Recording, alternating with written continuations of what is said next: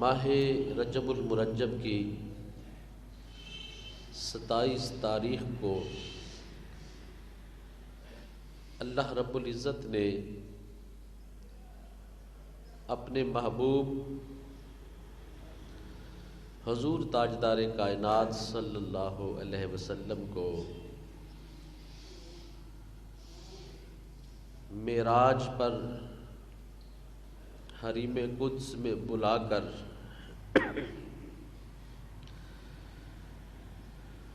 اپنے دیدار سے مشرف بھی فرمایا اور اپنی خاص نشانیاں بھی اپنے محبوب صلی اللہ علیہ وسلم کو دکھائیں۔ سورہ بنی اسرائیل کی ابتدا اسی معجزہ معراج النبی صلی اللہ علیہ وسلم کے بیان سے ہو رہی ہے۔ باری تعالیٰ ارشاد فرماتے ہیں سبحان الذی، پاک ہے وہ ذات، اسریٰ بعبدہ، جو لے گیا اپنے بندہ خاص کو، لیلاً، رات کے مختصر سے حصے میں، من المسجد الحرام الی المسجد الاقصی، مسجد حرام سے مسجد اقصی تک۔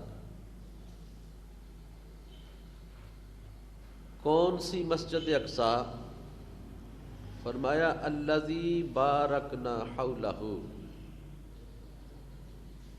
وہ مسجد اقصی جس کے ارد گرد ہم نے برکتیں رکھی ہیں۔ اور سیر کروانے کا، معراج پہ لے جانے کا مقصد کیا تھا؟ لِنُرِيَهُ مِنْ آیاتنا،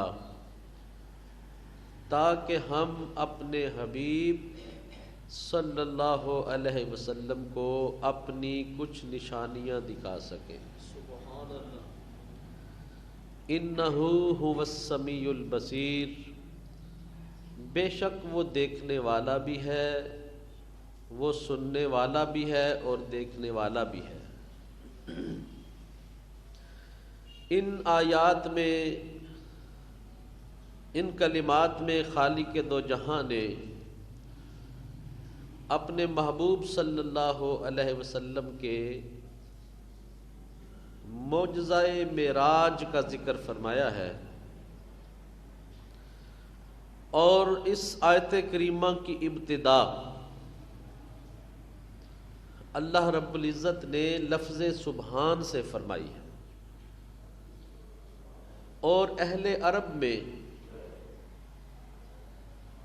لفظ سبحان اس وقت بولا جاتا ہے جب کوئی بہت بڑا واقعہ ہو اور مخاطب کو اپنی بات کا یقین دلانا ہو، کوئی حیران کن معاملہ ہو، اس وقت یہ لفظ بولا جاتا ہے۔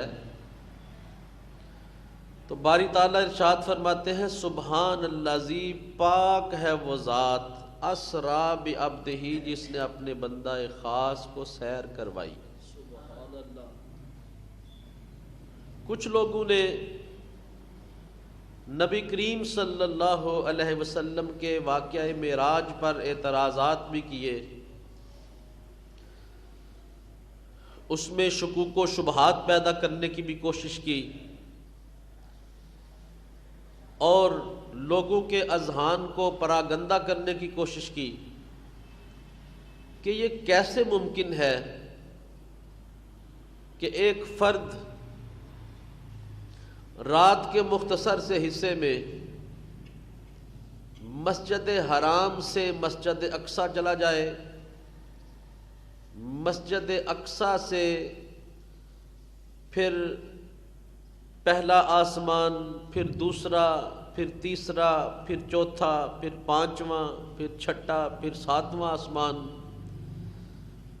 پھر وہاں سے سدرۃ المنتہا، اور پھر کعبہ قوسین کی منزلیں۔ وہ کہتے ہیں کہ یہ کس طرح ہو سکتا ہے؟ ایک فرد رات کے مختصر سے حصے میں اتنے مقامات کو کیسے طے کر سکتا ہے؟ یہ بات عقل میں نہیں آتی۔ قربان جائیں اللہ کے محبوب صلی اللہ علیہ وسلم کی عظمت و شان پر۔ جب بھی محبوب خدا صلی اللہ علیہ وسلم کی شان اقدس پر، حضور کی ذات اقدس پر کسی نے اعتراض کیا تو اس کا جواب خود سرکار نے نہیں دیا بلکہ خدا نے اس کا جواب عطا فرمایا۔ تو یہاں بھی جب لوگوں نے معجزہ معراج النبی صلی اللہ علیہ وسلم پر اعتراضات کرنے تھے تو خالق کائنات جانتا تھا کہ کچھ لوگ میرے محبوب صلی اللہ علیہ وسلم کے واقعہ معراج پر اعتراضات کریں گے، تو اس نے اپنے محبوب صلی اللہ علیہ وسلم کا دفاع کرتے ہوئے اس آیت کریمہ کے اندر پہلے ہی ارشاد فرما دیا، سبحان الذی اسری بعبدہ، پاک ہے وہ ذات جس نے سیر کروائی اپنے بندہ خاص کو۔ تو گویا کہ رب کائنات فرما رہا ہے، میرے محبوب کے واقعہ معراج پر اعتراض کرنے والوں، واقعہ معراج پر جانا میرے حبیب کا تو دعویٰ ہی نہیں۔ میرے حبیب نے تو یہ فرمایا ہی نہیں کہ میں گیا، بلکہ میں خدا ہو کے فرما رہا ہوں کہ میں مصطفیٰ کو لے گیا۔ سبحان اللہ، سبحان اللہ۔ میں فرما رہا ہوں کہ میں اپنے محبوب علیہ الصلوۃ والسلام کو معراج کی رفعتوں پر لے گیا۔ تو اب یہاں قابل توجہ بات یہ ہے کہ واقعہ معراج النبی صلی اللہ علیہ وسلم پر اعتراض ذات مصطفیٰ پر اعتراض نہیں بلکہ ذات خدا پر اعتراض ہے۔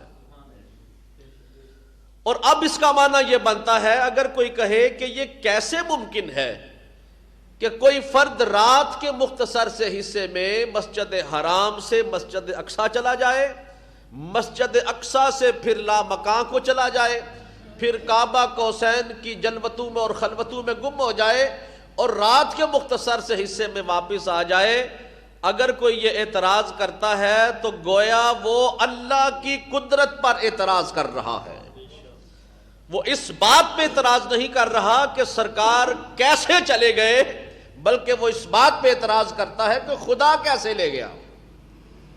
تو اللہ رب العزت نے اس آیت کریمہ کی ابتدا لفظ سبحان سے فرما کر، سبحان کا معنی ہے وہ ذات جو ہر قسم کے عیب سے پاک ہے، وہ ذات جو ہر قسم کے نقص سے پاک ہے، جو ہر قسم کے عیب سے مبرہ ہے۔ تو اللہ رب العزت نے اپنے محبوب صلی اللہ علیہ وسلم کے معراج کا ذکر کرنے سے پہلے ابتدا لفظ سبحان سے کر کے واقعہ معراج النبی پر جتنے بھی اعتراضات ہو سکتے تھے ان تمام باتوں کا جواب لفظ سبحان سے دے دیا ہے۔ اپنے حبیب صلی اللہ علیہ وسلم کو معراج پر لے کے گیا ہوں تو کیا خدا پر کوئی اعتراض کر سکتا ہے کہ خدا یہ کام اتنے وقت میں نہیں کر سکتا؟ تو جو خدا پر، ذات خدا پر جو اعتراض کرتا ہے گویا کہ وہ اللہ کی قدرت کا منکر ہے، اور اللہ کی قدرت کا منکر کبھی دائرہ اسلام کے اندر نہیں رہ سکتا۔